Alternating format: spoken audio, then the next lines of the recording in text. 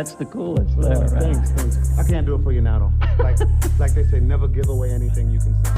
Dim the lights. Light them candles shaped like wine glasses. Let the incense burn like you trying to cleanse the whole house. Because once you start talking about Luther, you already know the vibe gonna shift into something grown, something smooth, something that make you wanna put your phone down and actually feel something.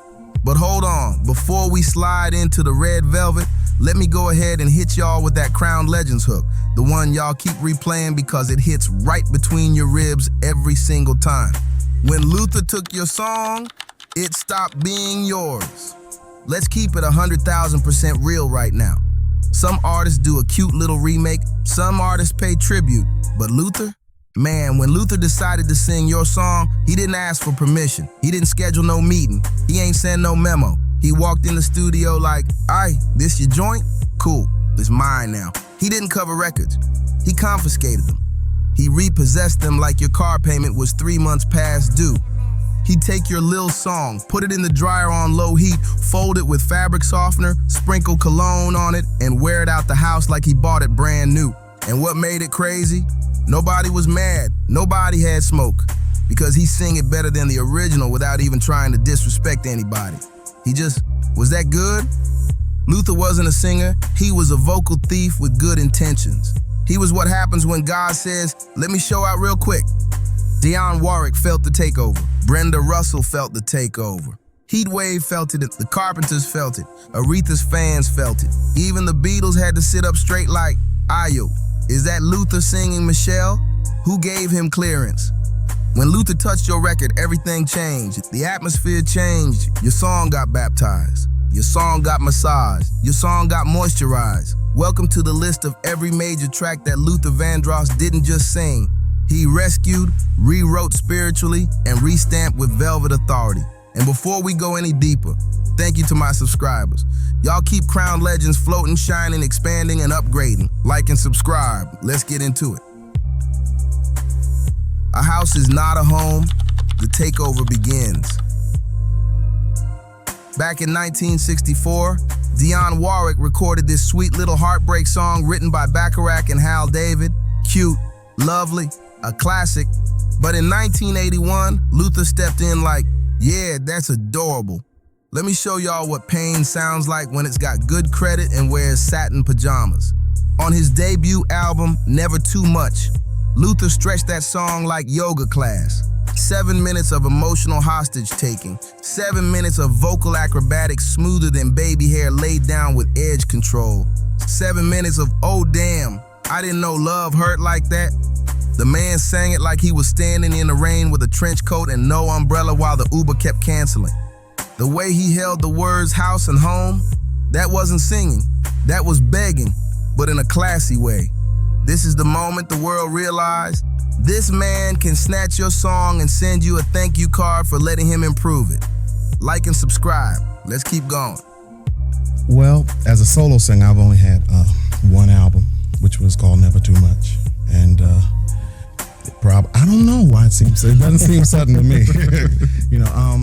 If Only for One Night, the bedroom national anthem.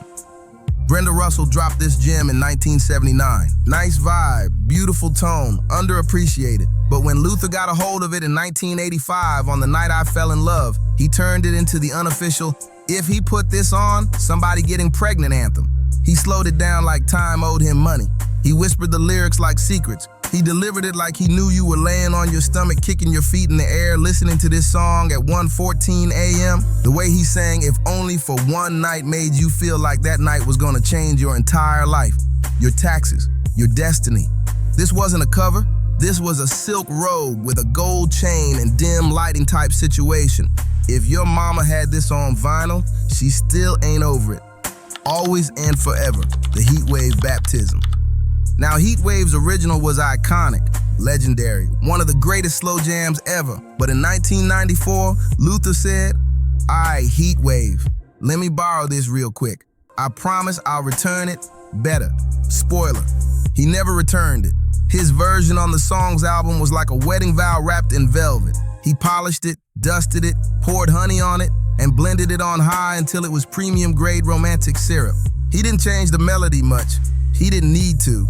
He just put Luther on it. And that was enough to make half the grown folks' population jealous of whoever he was singing to. Subscribers, smack that like button. We diving deeper.